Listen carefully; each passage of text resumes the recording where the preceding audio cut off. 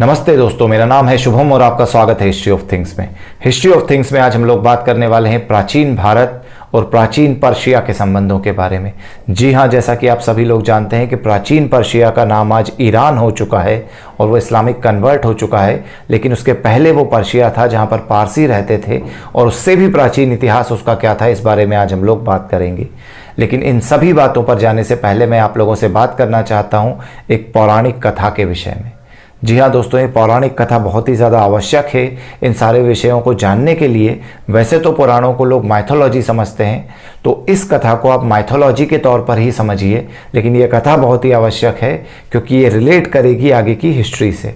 तो आइए हम लोग शुरुआत करते हैं अपनी उस कथा से। तो दोस्तों, जैसा कि हम सभी लोग जानते हैं कि भारत में सप्त ऋषियों के कुल से जो वंश हैं, गोत्र हैं, जातियाँ हैं, वो धीरे धीरे आगे बनती चली गई हैं। तो ऋषियों की ही सब संतान कहलाते हैं। तो इसी तरह से भारत में एक ऋषि हुआ करते थे जिनका नाम था कश्यप ऋषि। कश्यप ऋषि की, जैसा कि हम सभी लोग जानते हैं कि पुराणों में जो वर्णित है, कई सारी पत्नियां थीं। तो उनमें से 3 जो है वो बहुत ही इंटरेस्टिंग हैं, जिनके नाम मैं आपको बताना चाहूँगा। एक का नाम था दिति, एक का अदिति और एक का दनु। तो दनु से जो पुत्र उत्पन्न हुए वो दानव थे। जो दिति और अदिति थी, इनमें से एक को देव उत्पन्न हुए और दूसरी को असुर, जिनको हम देवता और राक्षस भी कहते हैं, या देव और असुर संग्राम की हम बातें सुनते हैं। तो ये असल में जो सुर और असुर हैं या देवता और असुर हैं, ये सभी के सभी भी असल में ऋषियों की संतानें हैं। तो असुर और जो जिनको आप दानव कहते हो, वो कोई अलग नहीं है। तो ये ऋषियों की संतानों में कश्यप ऋषि के यहाँ पर ये सभी हुए। तो आपस में, जैसा कि हम सभी ने विष्णु पुराण में भी देखा है कि दानव और देवताओं की लड़ाई होती है, सुर असुर की लड़ाइयाँ होती हैं। कभी हिरण्यकश्यप भारी पड़ता है तो कभी देवता भारी पड़ते हैं। कभी हिरण्यकश्यप का बेटा होता है प्रहलाद, जो कि अच्छा होता है लेकिन असुर है। असुर होने के बाद भी वो अच्छा बर्ताव करता है उसकी प्रजा से, लोगों के साथ। इसी तरह से राजा बलि है, जो असुर है लेकिन उसके बाद भी अच्छा बर्ताव भी करता है। इसी तरह से कभी इंद्र भी बुरा बर्ताव कर देते हैं, कभी छल कपट से जीत जाते हैं, कभी वो हार जाते हैं, कभी विष्णु अवतार लेते हैं उनकी मदद के लिए। तो इस तरह की कथाएं हमारे सारे पुराणों में भरी हुई हैं। तो ये असल में भारत का वो प्राचीन इतिहास है, ऐसा कहा जाता है, जो इस तरह से घटनाएं भारत के अंदर हुई। ये सब महाभारत रामायण के पहले की घटनाएं हैं। तो उस समय दोस्तों, उसके अंदर इंटरेस्टिंग सी एक चीज़ आती है। जब ये सुर और असुर आपस में लड़ रहे थे, ये देवता दानव आपस में इतनी ज़्यादा लड़ाइयाँ होती थी कि इन सब के दिमाग में भी एक बार ऐसा आया कि हम लोगों को कभी ना कभी समझौता कर कर अपना अपना क्षेत्र बांट लेना चाहिए। तो ये भी कई जगह पर वर्णित है कि इस तरह से समझौते के बाद क्षेत्र बटा। लेकिन सबसे ज़्यादा एक इंटरेस्टिंग कहानी जो वर्णित है, उसके बारे में मैं डिस्कस करना चाहूँगा, जो ऋग्वेद के अंदर है। ऋग्वेद के अंदर एक 10 राजाओं के युद्ध के बारे में वर्णन आता है। तो वो 10 राजाओं के युद्ध के बारे में जो वर्णन है, उसमें ऐसा भी माना जाता है कि वशिष्ठ और विश्वामित्र अलग अलग साइड से लड़ रहे थे। और उसके अंदर सुदास राजा का नाम बार बार आता है कि राजा सुदास जो थे वो एक ट्राइब थे और 10 अलग अलग राजाओं की ट्राइब उनसे लड़ी थी, जिसके अंदर शिव, विष्णु ऐसे भी नाम की ट्राइब्स हैं। उसके अलावा कुछ इस तरह की ट्राइब्स भी हैं जिनको आप कहेंगे कि यदुकुल है, जो इस तरह की ट्राइब्स हैं। तो काफ़ी सारी ट्राइब्स ने मिलकर राजा सुदास से लड़ाई लड़ी। तो राजा सुदास ने उन सभी ट्राइब्स को अंत में हरा दिया युद्ध में। तो कुछ ट्राइब्स तो भारत के वेस्ट पार्ट में और कई जगहों पर चली गई। कुछ ट्राइब्स का ऐसा कहा जाता है कि उस समय भारत की सीमा के उस पार चली गई। तो ऐसा माना जाता है कि ये जो सुर असुर का लीनिएज जो आ रहा था, उस लीनिएज के अंदर जो आगे बढ़ते बढ़ते राजा सुदास के समय तक पहुंचा और 10 राजाओं के युद्ध के समय में वो वाला लीनिएज भारत से मूव हुआ। ये ध्यान रखिएगा, भारत से मूव हुआ, बाहर से भारत नहीं आया। भारत के ही लोग अपने अपने क्षेत्र में बढ़ गए। और जैसा कि हम लोग जानते हैं कि गांधारी के समय तक भी अफगानिस्तान भारत का हिस्सा था, ब्रिटिश समय तक भी था, पाकिस्तान तो तब था ही नहीं, अफगानिस्तान भी जो वो पूरा एरिया है यहाँ तक भारत था। तो अगला जो इससे बॉर्डर टच करती है, वो बॉर्डर टच करती है ईरान की। तो यहाँ से यदि कोई युद्ध हारा होगा तो उसको उस बॉर्डर से दूर भेजा होगा रहने के लिए। तो वो सारी की सारी ट्राइब्स जो इनसे युद्ध हार गई, वो आगे के एरिया में चली गई, जो आज का ईरान है, उस समय का पर्शिया जो है बीच सेंटर के यदि हिस्ट्री की बात करें तो उस इलाके में वो रहने लगी। और उसके आगे यदि हम बात करें सीरिया, जो कि पहले असीरिया था और ऐसा कहा जाता है वो भी असुर ट्राइब का ही अपभ्रंश है। तो इस तरह से जो असुर ट्राइब है, जो असुर का एक पूरा दल था जो हार गया राजा सुदास से, और कुछ और दल, वो सारे के सारे वहाँ पर जाकर बस गए और वहाँ पर जाकर उन लोगों ने अपने कार्य करने शुरू कर दिए। अब दोस्तों ये सारी की सारी कहानी आपको लग रही होगी माइथोलॉजी है, ये सारी की सारी पुराणों से है, ऋग्वेद से है, और इसका कोई फैक्चुअल फैक्ट नहीं है। तो दोस्तों जब बहुत ज़्यादा डिटेल में आप लोग रिसर्च करेंगे, हम लोगों ने जैसे कि ढूंढना शुरू किया, खोजना शुरू किया कि क्या इसका सच कुछ है, तो बहुत ही इंटरेस्टिंग सी चीज़ें सामने आई।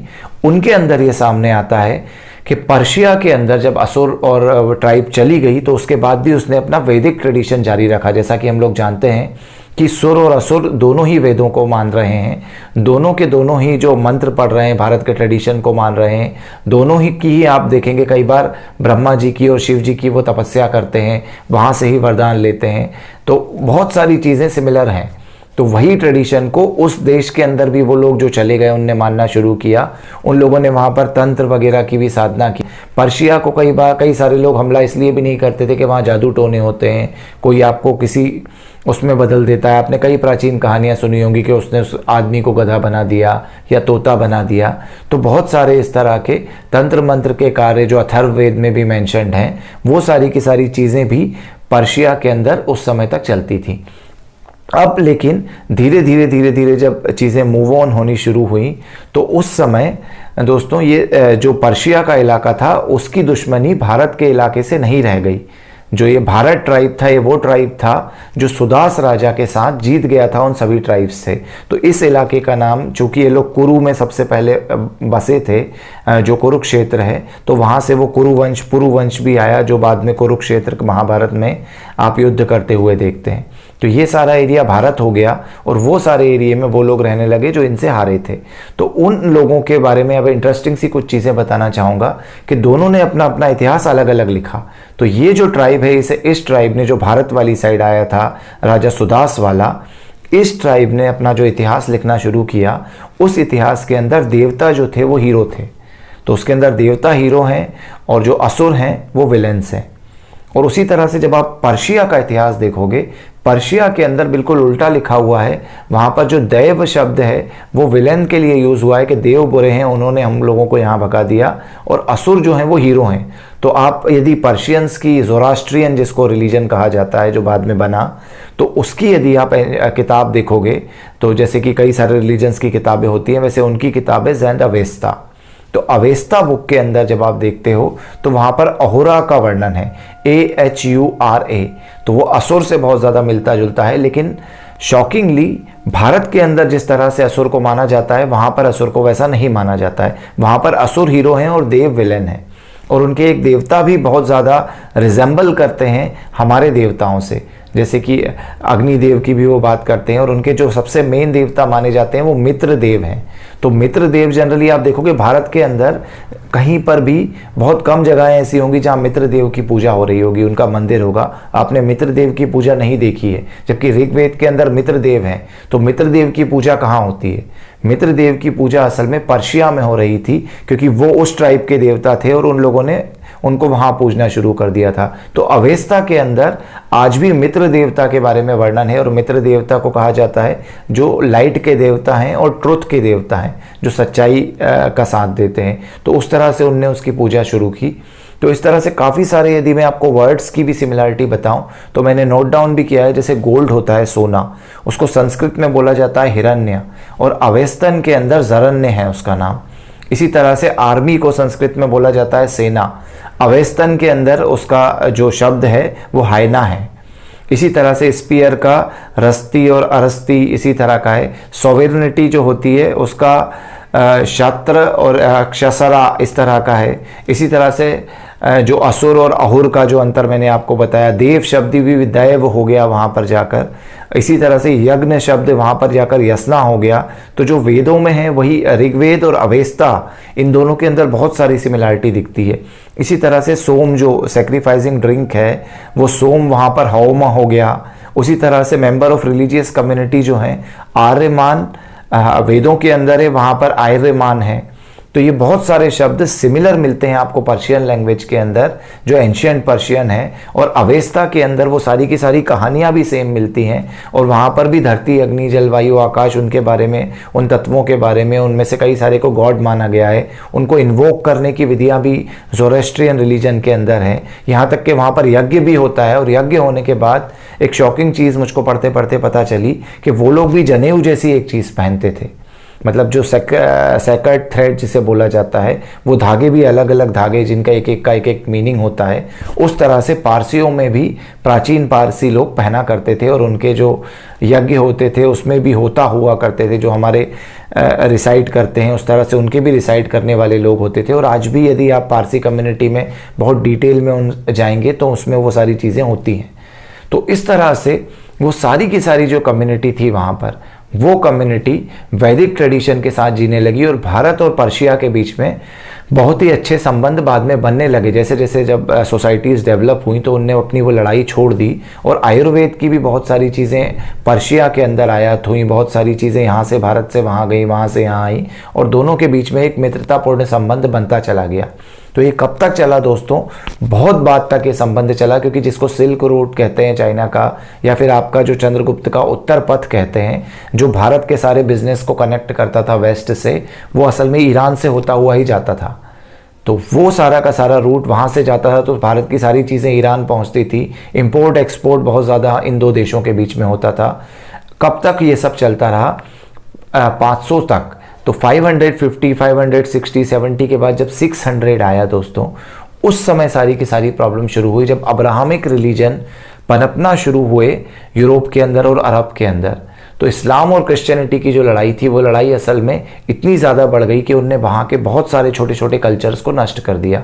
चूँकि पर्शिया बहुत बड़ा देश था तो इसके ऊपर एक बहुत बड़ी लड़ाई लड़नी पड़ी, लेकिन अनफॉर्चुनेटली अरब के लोगों ने पर्शिया पर भी इन्वेड कर लिया, और पर्शिया की सारी किताबें जला दी, पर्शिया के कई सारे लोगों की हत्याएँ कर दी, पारसियों को वहाँ पर जिंदा जलाना मारना शुरू कर दिया। वहाँ पर पारसियों की इतनी ज़्यादा हत्याएँ हुई कि पारसियों के पास फिर वहाँ से भागने के सिवा कुछ और रास्ता नहीं बचा। तो वो जो ज़ोरास्ट्रियन रिलीजन था, वो जब इस्लाम वहाँ पर अरब इन्वेजन के थ्रू अंडर अटैक हुआ, तो इस्लाम के बाद पर्शियन रिलीजन वहाँ पर ख़तरे में आ गया, और वो लोग भागकर सीधे उसी जगह पर आए जिस जगह से वो पहले गए थे। तो वो वहाँ से भागते भागते भारत आए, और भारत में आने के बाद समुद्री किनारे से तो आए ही, जो लैंड के किनारे से, जिसको आज आप कहोगे पाकिस्तान के अंदर बलूचिस्तान का इलाका, उस जगह पर वो लोग आ गए। तो दोस्तों एक और इंटरेस्टिंग सी कहानी इसी बीच में हुई कि जो पैगंबर हैं, पैगंबर मोहम्मद जो इस्लाम के हैं, तो पैगंबर मोहम्मद के बाद जैसा कि सभी लोग जानते हैं, उनकी बेटी थी और उनकी बेटी के पति थे, तो उनका भी एक लीनिएज बेटी के थ्रू चल रहा था। तो वो जो लीनिएज आया उसमें क्या हुआ कि बेटी के पति को मानने वाले वो सारे के सारे शिया साइड में बट गए, और सुन्नी ऐसा बोलते थे कि हम इनको तो मानते हैं लेकिन उतना बड़ा नहीं मानते जितने पैगंबर हैं। तो शिया सुन्नी की एक लड़ाई वहाँ पर शुरू हो चुकी थी। इसके अलावा एक और इंटरेस्टिंग सी चीज़ हुई थी कि खलीफा वहाँ पर बनने शुरू हो गए थे अरब के अंदर, और उन खलीफाओं में सबसे बड़ा डर ये था कि पैगंबर की फैमिली जब तक जीवित रहेगी, तब तक उनका ब्लड लाइन जीवित रहेगा, तब तक हमारी बात कोई नहीं मानेगा, हम हमेशा खतरे में रहेंगे कि पैगंबर की फैमिली कभी भी राज कर सकती है। तो उन्होंने ईरान के अंदर पैगंबर की फैमिली को मारने के लिए भेजा। तो जैसा कि मैंने अभी आपको बताया, शिया सुन्नी डिवाइड हो चुका था। तो शिया सबसे ज़्यादा आज भी आप देखेंगे तो ईरान के अंदर हैं, बाकी सारी कंट्रीज सराउंडेड सुन्नी हैं। तो उस समय वो लोग जो थे, जो उनके लीनिएज को बचाए हुए थे, वो ईरान में थे। तो वो वहाँ से भागे क्योंकि अरबियों ने उन्हें मारने के लिए फ़ौज भेजी। तो उनको तो मारने के लिए भेजी ही, साथ में वो पारसियों को भी मार रहे थे। तो पारसियों का एक बहुत बड़ा दल और पैगंबर के रिश्तेदारों का बहुत बड़ा दल, ये सारा का सारा भागकर बॉर्डर क्रॉस करके इस साइड आया। और इस साइड मतलब भारत हुआ करता था। और भारत के जो राजा थे सिंध के उस समय थे दाहिर। तो राजा दाहिर ने उनको शरण दी, पारसियों को, और उन कुछ लोगों को जो कि पैगंबर की फैमिली का रियल ब्लड लाइन थे। तो ऐसा माना जाता है, कई सारी किताबों में भी ऐसा है कि उस शरण देने के कारण खलीफा राजा दाहिर से नाराज़ हो गया, और खलीफा ने फिर मोहम्मद बिन कासिम को दाहिर के ऊपर अटैक करने भेजा। हालांकि खलीफा पहले भी कई बार अटैक कर चुका था, दाहिर उन्हें हरा चुके थे, लेकिन मोहम्मद बिन कासिम के समय अटैक बहुत ज़्यादा ब्रूटल हो गया। अंदर से भी कुछ लोगों ने धोखा उनको दिया राजा दाहिर को, जिसके कारण सिंध, जो कि अभी पाकिस्तान का पूरा इलाका है, वो इलाके में इस्लाम का एंट्रेंस हो गया। जो कि हम जानते हैं कि 600 कुछ समय में 612 के बाद से ये सब चीज़ें शुरू हुई और मोहम्मद बिन कासिम ने उस इलाके को भी मार कर और फिर कब्ज़ा कर और वहाँ पर भी कन्वर्जन ऑफ इस्लाम कर दिया। तो धीरे धीरे पारसी फिर और अंदर एंटर होते चले गए और पारसी गुजरात के थ्रू भी रास्ते से आए और वहाँ पर फिर भारत के राजाओं ने उन्हें शरण दी। और आज भी जैसा कि हम जानते हैं कि 1 लाख से ज़्यादा, बहुत कम उनकी जनसंख्या बची है, लेकिन फिर भी लाखों में पारसी हमारे भारत के अंदर हैं और भारत के अंदर वो इतने ज़्यादा घुल मिल गए हैं कि हिंदू और पारसियों के बीच में कभी कोई भेद आप समझ नहीं पाएंगे। रतन टाटा उनमें से एक हैं। सुप्रीम कोर्ट के काफ़ी सारे चीफ जस्टिस पारसी बने हैं। तो पारसी और सनातन कल्चर का एक पुराना जो अस्तित्व था वो अब वापस यहाँ पर आकर मिलता है। लेकिन अनफॉर्चुनेटली जब 600 में मोहम्मद बिन कासिम यहाँ से आया और उसी समय अरब ने पर्शिया पे अटैक किया, तो अरब जो था, पर्शिया जो था, वो ईरान बन गया और वहाँ पर पूरा इस्लाम का कब्ज़ा हो गया और उनका सारा लिटरेचर जला दिया गया। इसी तरह से जब भारत के ऊपर इस्लामिक अटैक हुआ तो अलाउद्दीन खिलजी और इन सब ने जो नालंदा जलाई, पाकिस्तान के अंदर तक्षशिला यूनिवर्सिटी जलाई, तो उसके अंदर संस्कृत की बहुत सारी किताबें जल गई।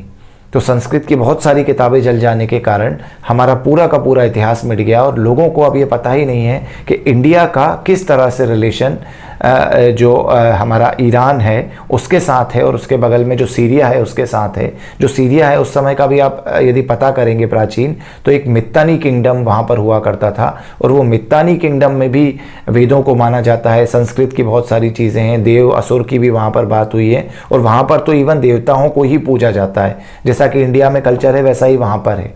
तो उस तरह से वो सारा का सारा जो किंगडम का रिलेशन इंडिया से था वो सारा इतिहास से मिटा दिया गया। तो जब इस्लामिक इन्वेजन हुए, उसके बाद ब्रिटिश आए, फिर मिशनरीज़ आए, उनने भी कन्वर्जन किए, तो उस समय हमारा बहुत सारा लिटरेचर मिटा दिया गया और लोगों के ध्यान से ये बात चली गई कि ईरान और भारत का कोई संबंध हो सकता है। अब दोस्तों और भी ज़्यादा इंटरेस्टिंग बात अब आने वाली है कि इसके बाद अंग्रेज़ों ने क्या किया। अंग्रेज़ों ने जब रिसर्च करना शुरू किया तो आर्यन इन्वेजन थ्योरी के बारे में आपने सुना होगा। अंग्रेज़ों ने भाषा के ऊपर जब रिसर्च किया कि प्राचीन भाषा कौन सी है, तो यूरोप के अंदर की बहुत सारे शब्द संस्कृत से मिल रहे थे, ईरान के अंदर के मिल रहे थे। तो उनसे ये बर्दाश्त नहीं हुआ कि भारत जो कि उनकी गुलाम एक देश है, वो कंट्री असल में सबसे प्राचीन सभ्यता के रूप में साबित हो जाए। तो अंग्रेज़ों ने क्या किया कि जब ये साबित भारत को नहीं करना है तो हमको ये साबित करना है कि भारत के अंदर ये सारी की सारा कल्चर, संस्कृति बाहर से आए हुए लोगों ने डेवलप की है। तो अंग्रेज़ों ने एक थ्योरी गढ़ी कि हमारे यहाँ से इंडो आर्यन ट्राइब चला, वो ईरान गया, उसने वहाँ पर सभ्यता बसाई, मितानी किंगडम भी बसाया सीरिया के वहाँ से वो होता होता भारत आया। तो इस तरह से आर्यन का इन्वेजन हुआ। तो ये आर्यन इन्वेजन थ्योरी की पूरी शुरुआत यदि आप देखोगे तो वो शुरुआत असल में जहाँ से हुई है वो लैंग्वेज से हुई है। वो ये कहते हैं कि हमको ईरान और मित्तानी किंगडम के पास बहुत सारे इस तरह के एविडेंस मिलते हैं जहाँ पर संस्कृत यहाँ से शुरू हुई है। तो असल में वो एविडेंसेस इसलिए वहाँ मिलते हैं और यहाँ नहीं मिलते हैं क्योंकि इस देश के अंदर वो सारे के सारे एविडेंस अलाउद्दीन खिलजी और मोहम्मद बिन कासिम जैसे इन्वेडर्स ने जला दिए थे। तो मुगल इन्वेजन तक जितने भी लोग आए उन सभी लोगों ने यहाँ पर इतना ज़्यादा तहस नहस हमारे इतिहास को, हमारी यूनिवर्सिटीज़ को किया कि वो जो आपके एविडेंस रहते हैं, मंदिरों पर जो स्क्रिप्चर्स रहते हैं, वो सारे के सारे यहाँ से मिट गए। तो इसलिए उनको काफ़ी सारे आर्कियोलॉजिकल एविडेंसेस वहाँ मिल जाते हैं और वो सोचते हैं कि संस्कृत यहाँ से बनी है और ये उनके उस नैरेटिव को भी सूट करता है जो आर्यन माइग्रेशन थ्योरी का आता है। लेकिन अनफॉर्चुनेटली हमारे लोग इस बात को चैलेंज नहीं कर पा रहे कि असल में आर्यन इन्वेजन नाम की कोई चीज़ बाहर से नहीं हुई, बल्कि भारत ही आर्यव्रत था। भारत के लोग ही 10 राजाओं के युद्ध के समय यहाँ से बाहर गए थे और वही लोग घूम फिर कर वापस आए जब इन 2 बड़े रिलीजन्स का आपस में लड़ाई शुरू हुई, क्रूसेड शुरू हुआ। तो उस समय सारे के सारे लोग यहाँ आ गए और उसके बाद भारत की भूमि पर ही अंग्रेज़ों को वेद मिले। वो सारे वेद जो ब्राह्मणों ने रट लिए थे, याद कर लिए थे, वो उस फॉर्म में जीवित थे भारत के अंदर और उसी के आधार पर वापस सारे के सारा टेक्स्ट लिखा गया, जिसको मैक्स मूलर ने लिखा या बाद में श्री अरविंदो ने या बाद में दयानंद सरस्वती ने उसको पुनर्जीवित किया। तो दोस्तों बहुत सारा वेदों का एविडेंस यहाँ से मिलता है, वैदिक सभ्यता यहाँ से मिलती है, उसके अंदर के जो ऋषि हैं वशिष्ठ और विश्वामित्र यहाँ से मिलते हैं। इसके अलावा देवताओं के जो बातें आती हैं, वर्णन आता है, पंजाब का जो वर्णन आता है, क्षेत्रों का वर्णन आता है, वो भारत के अंदर मिलता है। तो इन सब चीज़ों को दरकिनार करते हुए मॉडर्न जो आर्कियोलॉजिस्ट थे, मॉडर्न हिस्टोरियंस थे, जो कम्युनिस्ट थे, ब्रिटिश थे, इन सभी लोगों ने आर्यन माइग्रेशन थ्योरी को गढ़ दिया और ये बताया कि आर्यंस तो बाहर से आए थे, ताकि भारत के अंदर ये साबित ना हो जाए कि ये सबसे प्राचीन सभ्यता है।